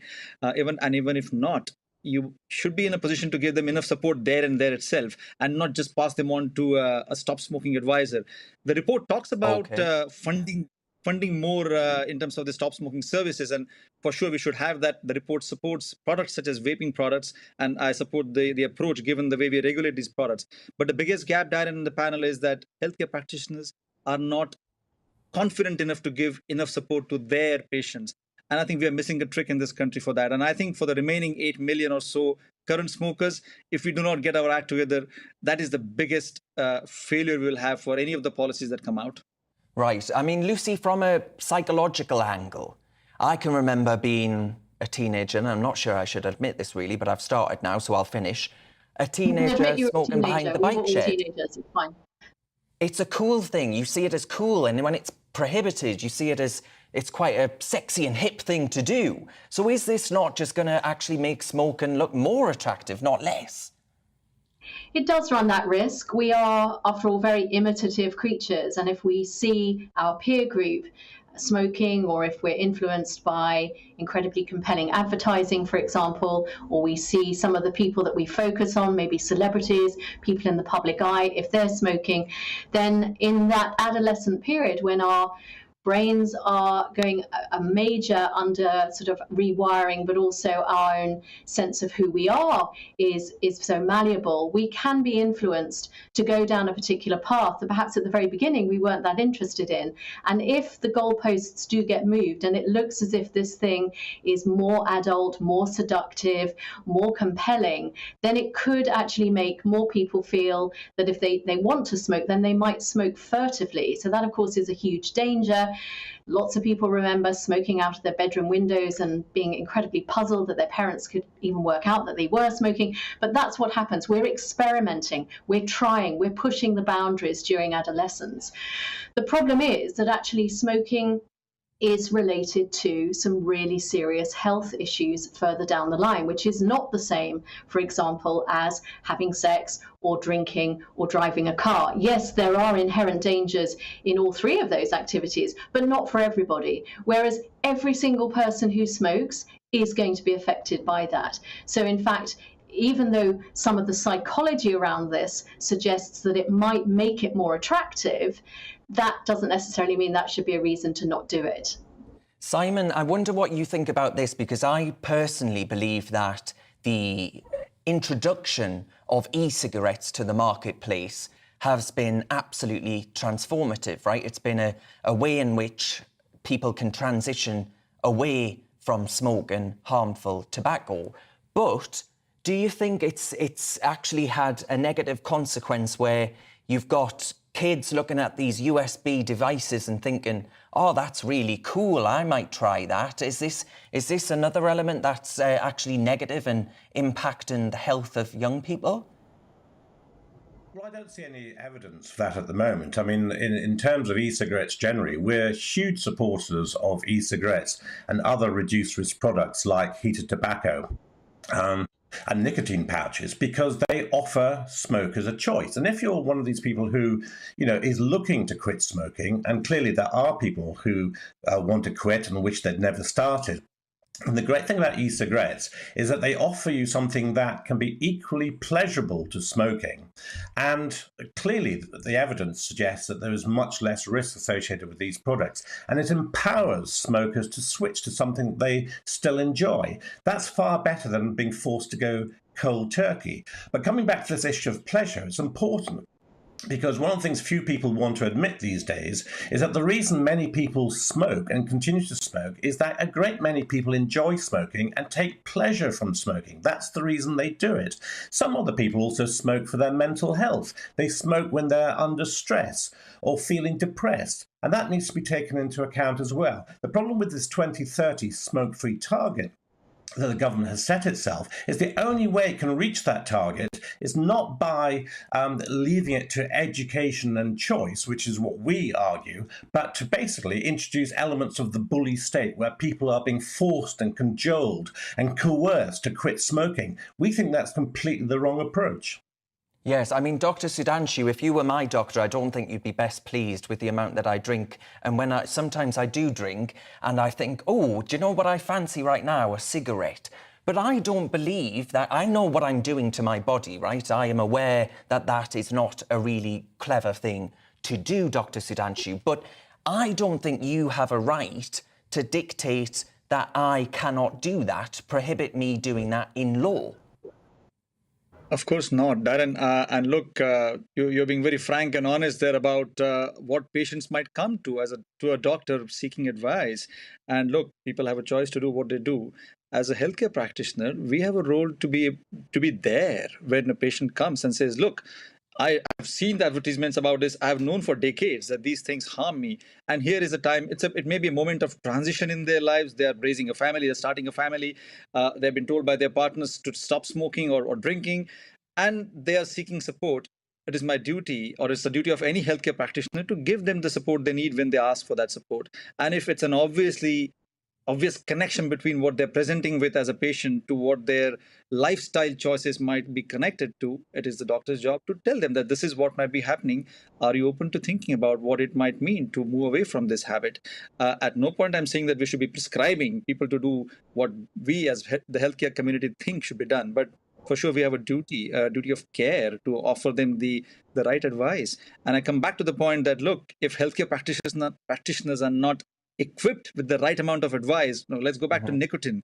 70%, nearly 70% of healthcare practitioners, including GPs in this country, based on a survey we did recently, wrongly think that nicotine in tobacco products causes cancer. Now, imagine the same GP, the same healthcare practitioner advising the patient who asks the doctor, hey, doctor, there are these vapes on the market. There are nicotine gums on the market. May I try these for quitting my harmful, risky habit of smoking tobacco? And 30 out of 100 GPs will say, yes, we have looked at the evidence. We are comfortable with nicotine being consumed in a safer form. But 70 out of the 100 will say, oh, I'm not sure. Actually, we don't think we should be on nicotine itself. It's the real problem, wrongly. And they would mix the addictive component with the carcinogenic component. Think of the harm that they may do with their misinformed approach to nicotine. And this lingers on despite a lot of effort by what we are doing now. But sorry, you could ask another question. Dr. Sudhanshu, that was a really, really important point, I think, actually, a really interesting one that I think a lot of viewers watching this won't have been aware of. So, Dr. Sudhanshu Patwadhan from the Centre for Health Research and Education, thank you very much for your help, your advice. Simon Clark, the Director of Forest, a smokers' rights group, and psychotherapist Lucy Beresford, thank you both for your contributions. Now, folks, lots of you have been getting in touch today about the newly proposed smoking ban. Alex says, ban it full stop in capital letters. It will help the NHS. Well, I'm not sure it would actually, Alex, ultimately, because the Treasury makes quite a lot of money out of smoking. You might see fewer health complications, but I think the cash injection that ultimately finds its way to the NHS may well be decreased. Darren says, good name, no, they should not be banned, and this proposal is outrageous. Not just the intervention of a nanny state, but the thin edge of the wedge of what could become a totalitarian state. Sam says, I think the focus should be on removing the harmful additives from tobacco and growing it organically. After all, in essence, it's only a few leaves. And Alan says, the same groups that want to ban tobacco want to legalise cannabis. The country has lost it. Alan, I do think that's a concern. I really do. I think the legalisation of cannabis would be a stepping stone into harder drugs, and I do really worry about that. But thank you all for your views. Much more important than my big gob, of course. Plenty more to come, though, this afternoon on Real Britain. Next, I'm going to be discussing why has Saudi Arabia been accused of trying to buy up world golf, with the first tournament of a new competition having taken place in Hertfordshire. The sports broadcaster Aidan McGee joins me next. But first, let's have a look at the weather. Looking ahead to this evening's weather, and the UK is looking breezy in the north with showers gradually fading. Dry in the south. Let's take a look at the details. It will be a fine and dry evening for southwest England with sunny spells and a light to moderate breeze, with any breeziness continuing to ease through the evening. A pleasant evening across London and the southeast of England, where it will remain dry with sunny spells and light winds through the evening. A mostly dry evening for Wales, although with one or two light showers in the north and west, breezy in the west and with the best of the sunny spells to the east. A few scattered showers for the Midlands, with the showers most likely in the north and west of the region. Otherwise, a breezy evening but dry for most and with sunny spells. For northeast England, showers will become fewer and further between this evening as the showers fade and sunny spells become more widespread. Today's gusty wind will also turn lighter through the evening. A mixture of sunny spells and scattered showers for southern Scotland, breezy through the first part of the evening, but as showers die away, the winds should also become lighter. A breezy evening for Northern Ireland, where showers will move across the country on a westerly wind through the evening. Showers will be mostly light and with sunny spells in between. A largely dry night to come as showers die away, although rain expected to arrive in the far northwest later on, and that is how the weather is shaping up overnight into tomorrow morning.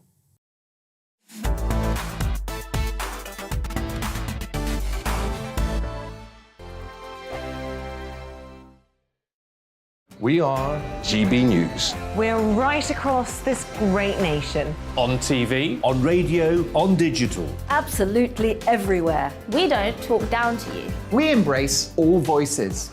With honest and civilised conversation. We're not part of the establishment. We're one of you. And we're only getting started. Join us on GB News, The People's Channel. Britain's news channel. Every morning from 6 o'clock, we'll wake you up with GB News Breakfast with all the stories you didn't know from the night before. So whether it's serious news, entertainment, or your own views from all over our great nation, we're here to kick off your day with a smile. And the national media should be reflecting and reporting what's happening here. You will notice the northwestern accents. Whether you're with us on TV, radio, or online, every morning, it's breakfast from 6 a.m. Hope you can join us. Join us for Ministry of Offence, the comedy panel show that's just like the news, in that the left fights the right and it doesn't really seem to matter who wins. We cover the big stories. It was in fact a troop of baboons and not angry vegans. I like that. And the really important stories. Fat naked cow gets stuck in swimming pool. It's a headline in a lot of local newspapers. Yeah. we're on the same team, Nick. Yeah, but I'm just helping you. Join us for Ministry of Offence, Saturday nights, 8 o'clock on GB News. I'm Dan Wootton. Join me Monday to Thursday from 9 to 11 for the feistiest and most fun news debate on TV, where free speech reigns. I'll bring you a sharp take on the day's biggest stories, bombshell newsmaker interviews, and A-list guests. And I guarantee you, no spin, no bias, no censorship, and no reason to go to bed. That's Dan Wootton tonight, Monday to Thursdays from 9 on GB News. Hello, I'm Michelle Dewberry, and you can join me every weekday 6 till 7 on Jubes and Kerr. Me and my panel will get stuck right into the day's events, and I can tell you, in fact, I can warn you, expect some robust debates, some strong opinions and perspectives from both sides of the fence. It's about you at home as well. I love to read out all of your comments, or at least as many as I can. So join me, Michelle Dewberry, Monday to Friday, 6 till 7 on Jubes and Kerr. Hello, I'm Patrick Christie's. And I'm Mercy Moroki. Make sure that you join us Monday to Thursday, 10 a.m. until midday, right here on GB News for To The Point. We're not afraid to talk about the topics that matter to you or the big topics that always matter. We cover absolutely everything, from the breaking political stories of the day to law and order, what's going on in the channel. We're not afraid to hold people to account. We always make sure we include your views on our show. Indeed, if you're thinking it, you can guarantee that we're saying it. So make sure you join the conversation with us, 10 a.m. until midday, Monday to Thursday, for To The Point on GB News.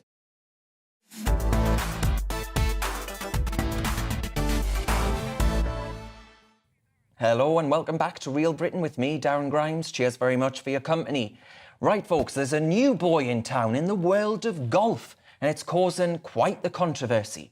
Some of the world's top golfers who teed off in Thursday's controversial Saudi-backed Live Series have been suspended from the rival PGA Tour with immediate effect. Campaigners have hit out at players involved in the event due to Saudi Arabia's human rights record, with the Human Dignity Trust saying that there's substantial evidence of people who identify as LGBT being frequently subject to arrest. So is golf being sports washed? That's the practice of an individual or government using sport to improve their tarnished reputation across the world. With me now is the sports broadcaster and writer Aidan McGee to discuss this very issue. Aidan, thank you very much for your company. Why is this so controversial? Saudi Arabia, ultimately, at the end of the day, we have an important strategic relationship with, right? We cannot get away from that. No, we certainly can't, but it is still sports washing. And that's a state or a country or a nation. It doesn't really happen much outside of the Middle East, to be honest with you. Certainly not the Gulf states. And they're trying to improve their image by buying into popular culture. So we saw with the Public Investment Fund before Christmas, as you know well, the Saudi PIF bought Newcastle United. Controversial at first, but I suppose you would say as a fan, as the results got better, the emphasis kind of switched away from it, especially when Chelsea were subject to sanctions. The show moved on, didn't it? It's come back again in golf, same people. Now, the difference here is that they know that the sportsmen are all the same. And they like a few quid. They like a pound note like the rest of us, OK? So they're moving to this 14-event series. To put it in context, you can win quite a low-ranking Live Golf Series event in somewhere like St Albans and win $4 million. Wow. In contrast, you can win a major, which is the pinnacle of a golfer's life. It's like the 4 Grand Slams in tennis or Premier League in football, and you only win $2.7 million. So whether the European Tour and the USPGA decide to increase their prize money, that's easier said than done because the money has to be there in the first place. The Live Series here doesn't even have to be, Darren, a commercial success. They haven't even got a TV deal. Now, the TV deal is important because you can't sport wash unless people can actually see what you're doing. At the moment, they're broadcasting off their website and off their YouTube channel. The issue with the players is that at first, it didn't look like a threat to the golf series because Greg Norman was former world #1 from the 80s and 90s. His career's long gone. He was at the front of it. Then Phil Mickelson went. Now, yes, he's recently won a major, but he is much older than the average golfer. He's done pretty well later on in his career.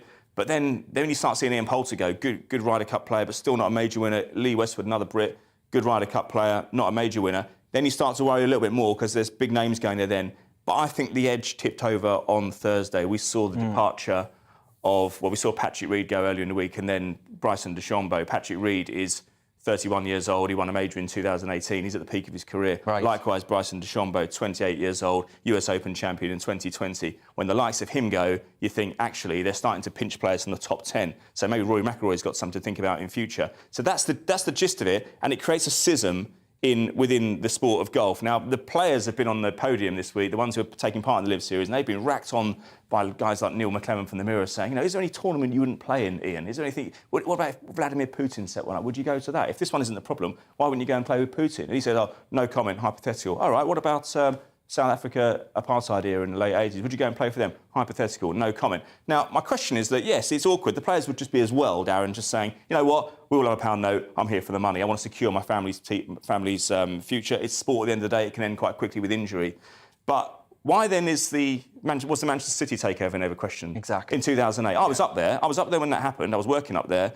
And all the advertising disappeared from around their website overnight because commercially they didn't need the advertising. They didn't sponsorship. Commercialism wasn't important. It was all about sport washing. Same principle. Equally, England have known they're going to be playing a World Cup in Qatar, albeit they had to qualify still, but they've known there or thereabouts they're going to be there for 11 years. It's played havoc with the football season, and yet nobody said like, shouldn't we have it somewhere else? It's out of order what they're doing. Well, exactly. So why golf? Why does golf get in the neck? Maybe because they're individual players and they feel more accountable rather than an FA or a club than it does than, say, Manchester City. Or even, Newcastle did get it in the neck before Christmas. Oh, absolutely. Maybe we were just more conscious of it. Definitely. I don't really know. I mean, but when you've got these footballers taking the knee, you just mentioned it, and stuff like that, and you think, well, you're playing in Qatar, right? These sort of acts or symbols of solidarity with certain communities. Yeah. It's just a load of nonsense when you're willing to play in places like that, isn't it? Well, it is. It's no different to... Ben & Jerry's have a different advertising strategy, marketing strategy around Europe than they do in the Middle East because it's all about sales, it's all about money. This is... When we see things like taking the knee, there are people out there still who think the players have got together and said to the FA, we want to do this. It's absolute bunkum. Yeah. I worked for one of the stakeholding media companies for 10 years of my life. I know exactly what they're up to and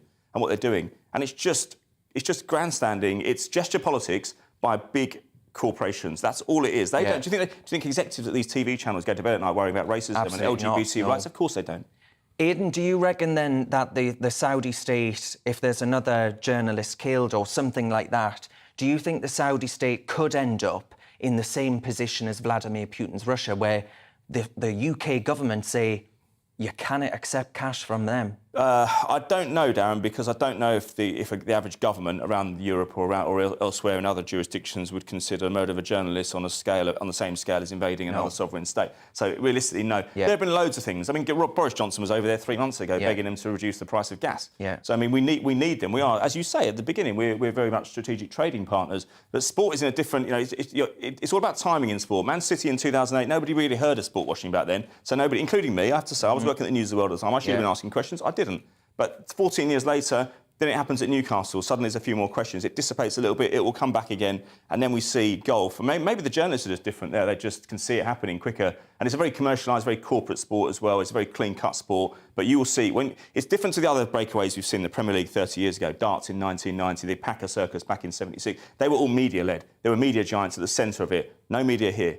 This is just a state wanted to make themselves look better. The media will come later on. When the players join and the players are all in their tournament, the media will have to go there. Well, Aidan, we'll have to wait and see. But I tell you what, if Donald Trump was parting with his cash in golf, I think there'd be more of an outcry over that. They'll probably invite him to play in Live. Well, maybe they will. Maybe they will. He's not a bad player, actually. Yeah, I imagine he's all right. He plays it well enough. He does. Aidan, thank you very much for your time. Cheers.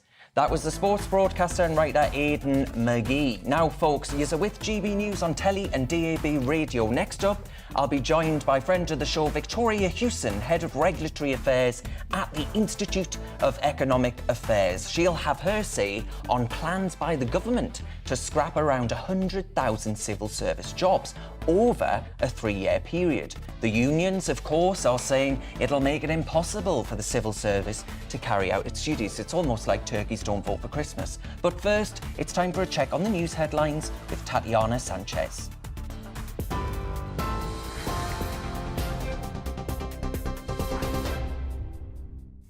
Tatiana had to go, and it's me. I hope that's all right. The latest news headlines for you on GB News. Unions have criticised a potential government plan to change the law, allowing agency workers to cover for striking staff. Major travel chaos is expected later this month after members voted overwhelmingly in favour in industrial action in a dispute over pay, pensions and conditions. Writing in The Sun on Sunday, the Transport Secretary Grant Shapps said they could also be banned from working overtime to make up for lost earnings during the strike. Meanwhile, a former British soldier, Jordan Gatley, has been killed in Ukraine fighting Russian forces in the city of Severodonetsk. In a statement on social media, his family described him as a hero, saying he went to the country simply to help. They added that both he and his team were proud of the work they were doing, saying it was dangerous but necessary. The government says legislation to scrap parts of the Northern Ireland Protocol will not break international law. Due to be introduced in Parliament tomorrow, the Northern Ireland Secretary Brandon Lewis says it will protect and respect the Good Friday Agreement. The EU has already said changing the post-Brexit trade agreement would be a breach and there could be retaliatory action. The Business Secretary has ordered an urgent investigation into petrol station operators. It follows concerns that some of them are failing to pass on fuel duty cuts. In a letter to the Competition and Markets Authority, Kwasi Kwarteng said drivers are rightly frustrated that the 5 pence a litre reduction hasn't stopped petrol prices from rising. You're up to date on TV, online and on your radio via DAB+ with GB News. And Darren's back in just a moment.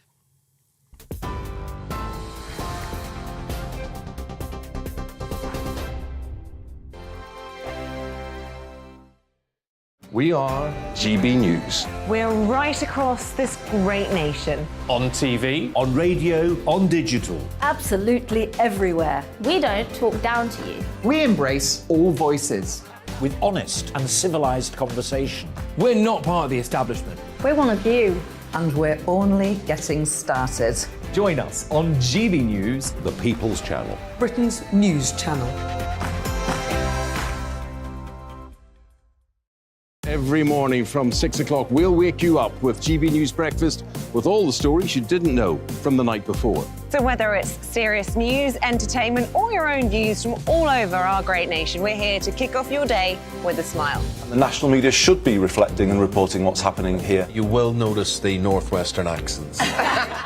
Whether you're with us on TV, radio, or online, every morning, it's breakfast from 6 a.m. Hope you can join us.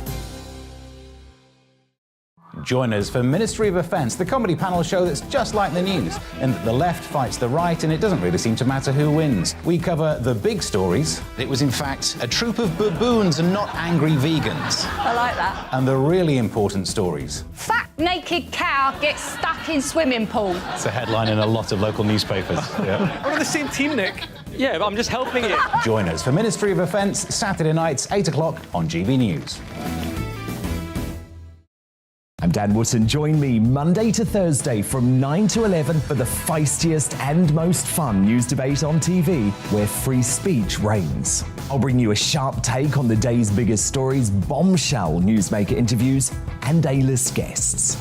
And I guarantee you, no spin, no bias, no censorship, and no reason to go to bed. That's Dan Wootton Tonight, Monday to Thursdays from 9 on GB News.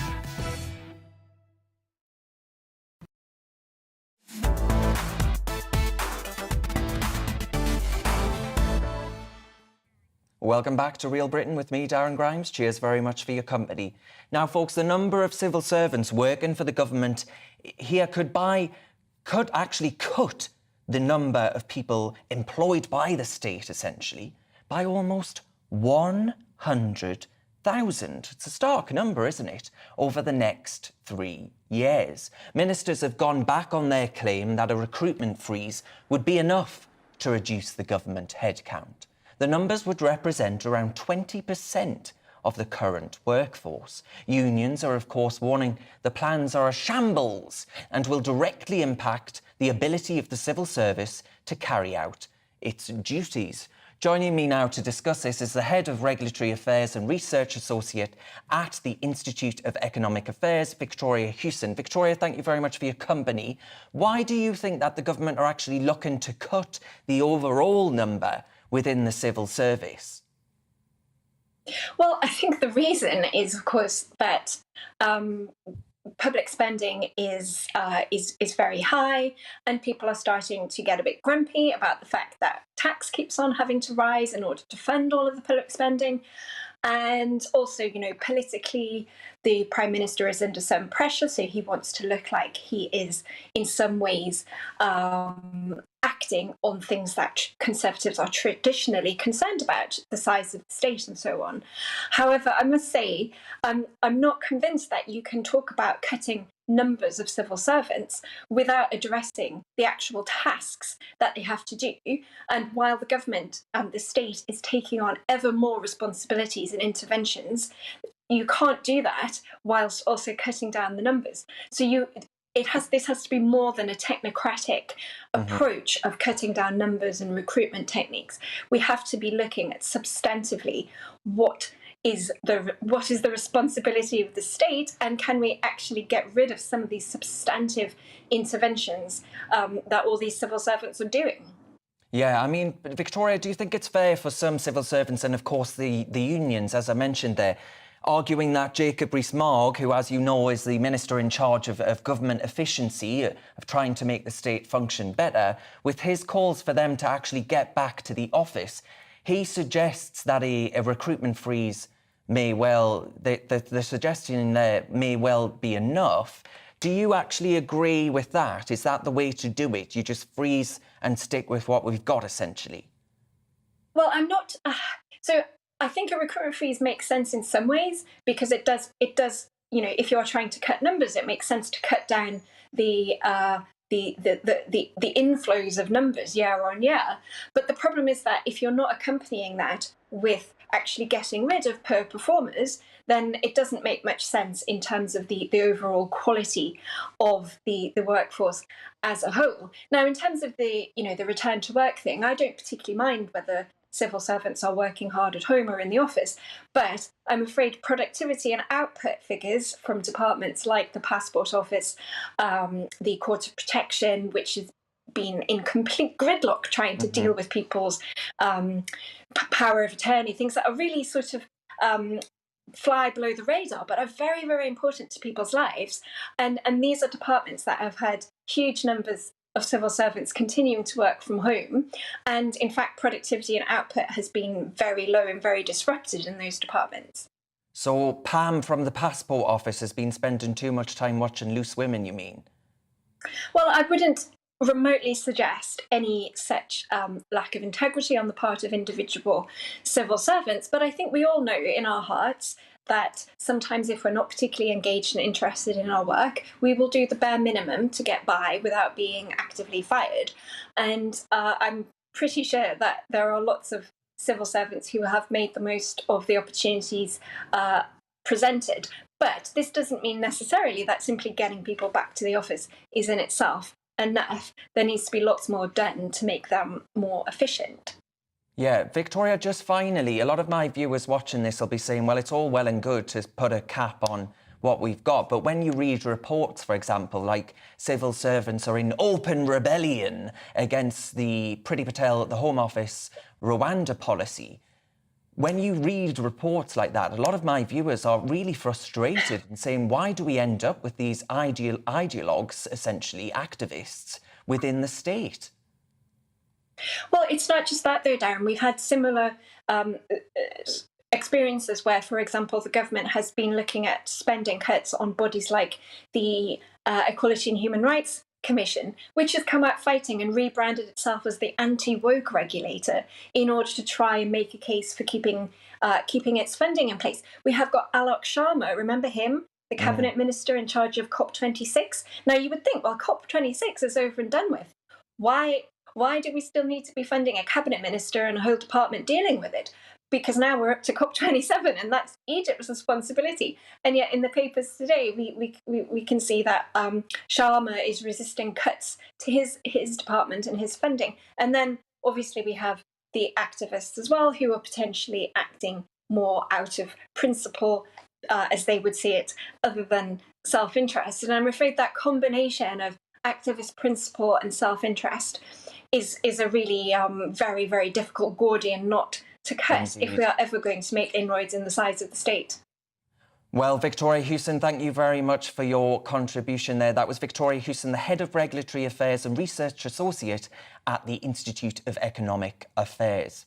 Now, folks, the former Doctor Who star Christopher Eccleston has said that white middle-class actors like him are the new pariahs of the industry. This was during a Times radio interview where the 58-year-old explained how he could also feel his opportunities shrinking due to being a heterosexual male. The award-winning actor, who has starred in roles alongside Nicolas Cage in Gone in 60 Seconds, is currently playing Mr. Devlin in BBC Two's My Name is Leon, which is based on the novel by Kit Dewar, set during the recent riots in the 1980s.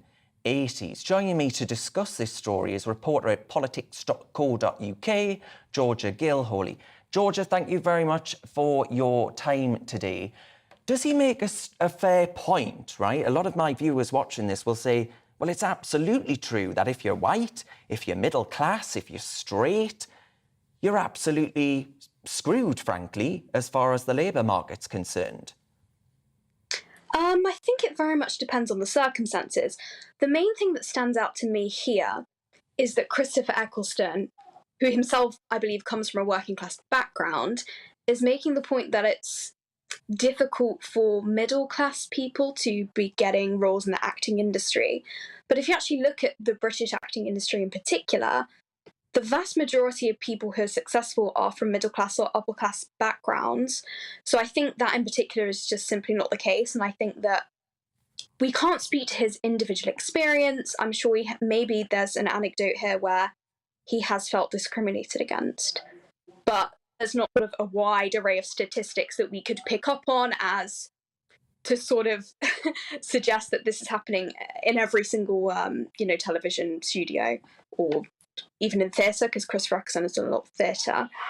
I think that it's also sad to hear him discussing that he feels himself as a failure, because when I think of Christopher Eccleston, I think of Doctor Who, I think of the Royal Shakespeare Society, I think of him being just an incredible talent. I think that this could be a little bit to do maybe with his esteem sort of going forward in his career, sort of because he's getting a bit older. It's kind of hard to sort of understand maybe where he's coming from. I think that when it comes to things like this, talking about, is it hard to be a white man, is it hard to be a white woman, or whoever, depending on what's happening in yourself as an actor, and I dabbled in a bit of theatre when I was younger, not anymore, unfortunately. I think that the main issue that I see when I'm watching theatre or I'm listening to the radio or television nowadays or films is, the thing that I'm thinking is, the stories are so bad. We need better stories, we need better character development, better creators. So I don't think we should be having quotas of people of certain races or certain class backgrounds. I think it should be the talented people who are put forward. And I think possibly there has been a decline in that. But we can't sort of really comment exactly on the situation. We don't know what Christopher Eccleston's experiences are. Maybe he can't talk about his exact experiences. Who knows what's happening with him personally. But Georgia, though, we have heard anecdotal evidence, at least, of, you know, the BBC will go through a sort of almost, you know, not literally, but it feels like that, at least, that they go through a identity checklist to make sure that they've got a wide range of diversity included in any production that they put on or in their broadcasting. Do you not think that Mr. Eccleston, as you say, Doctor Who, years at the BBC, just really briefly, if you would, Georgia, that actually he must know a thing or two about what the industry, the direction the industry's moving in? Yeah, absolutely. I'm sure he certainly knows better than both of us, because he is an actor and he's been in that industry for decades. And I think, like I'm saying, it's definitely true this could have happened to him. And we do know at the BBC, we can't really know about the details of individual appointments, but we do know, unfortunately, that they do have those quotas.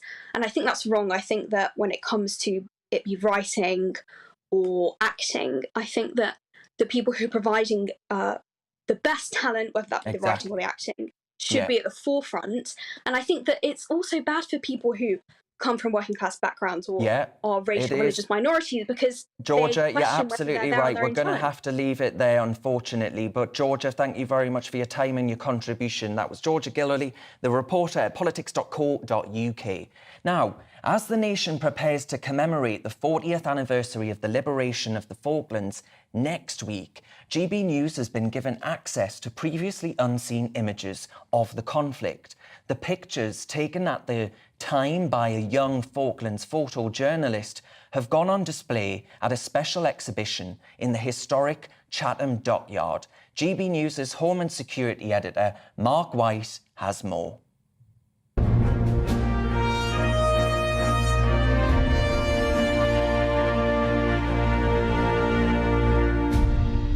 I was taking shelter in the little hotel, the Upland Goose, just a few yards behind this point here, and I realised that they were advancing up the road, and I thought it worth popping out and trying to get a few snaps. And you were obviously very close. Yes, I was, and it was a wide-angle lens as well, so I was actually very close.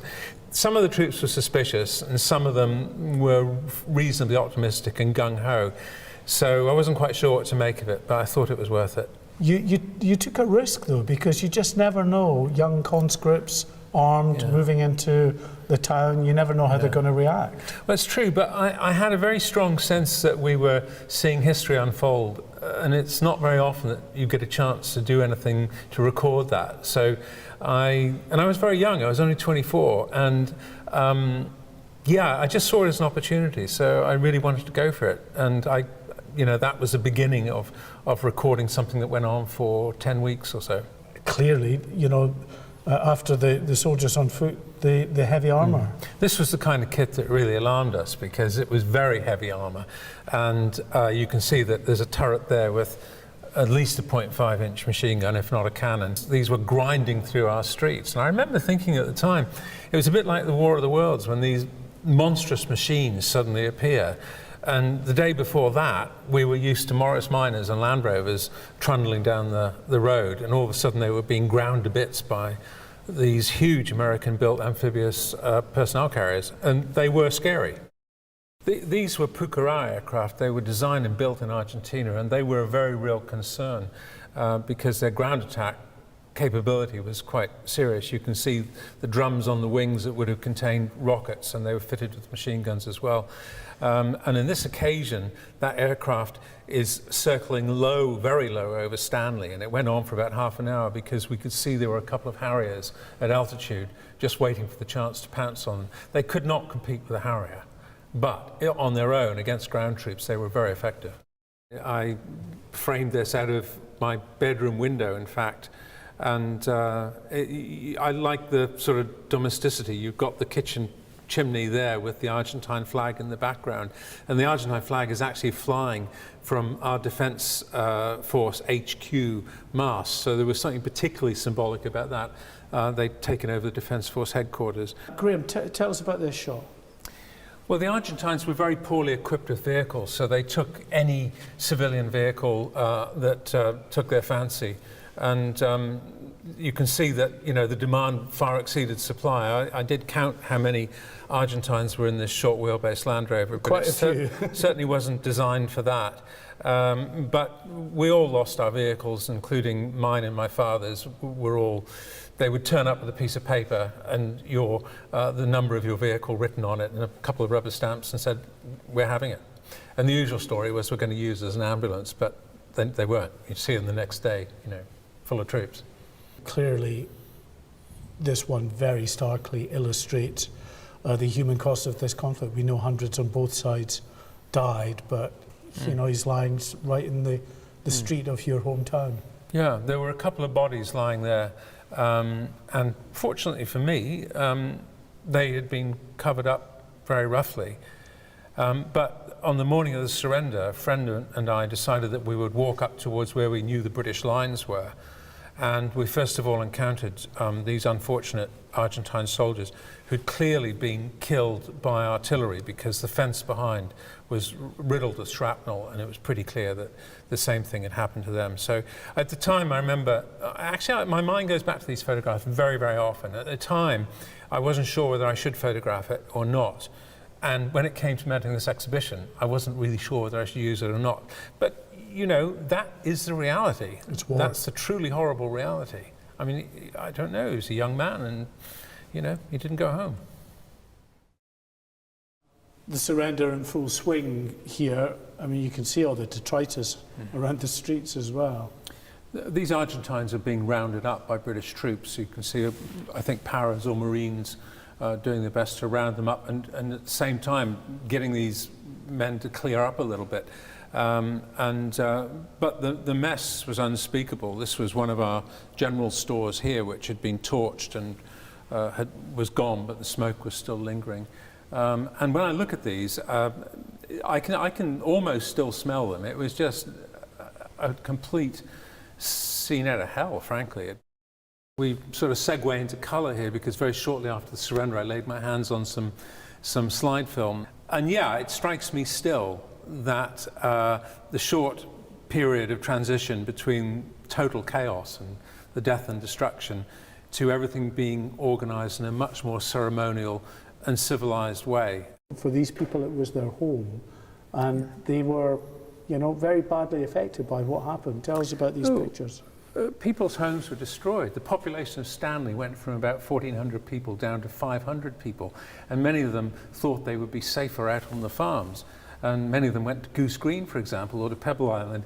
And, the words frying pan and fire come to mind, because if they went to Goose Green, they were there locked up and had to endure the Battle of Goose Green.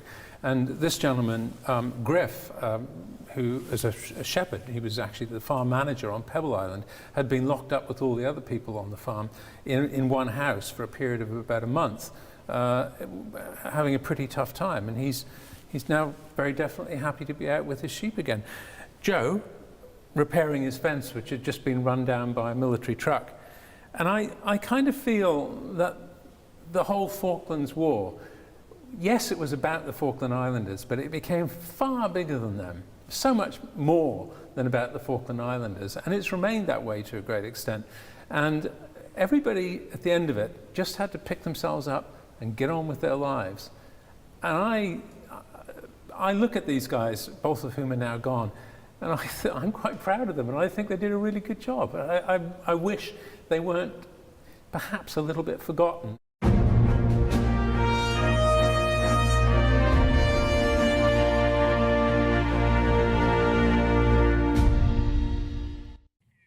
You've been watching Real Britain with me, Darren Grimes. Cheers very much for your company. But for now, I'll leave yous with the weather. Looking ahead to this evening's weather, and the UK is looking breezy in the north with showers gradually fading. Dry in the south. Let's take a look at the details. It will be a fine and dry evening for southwest England with sunny spells and a light to moderate breeze, with any breeziness continuing to ease through the evening.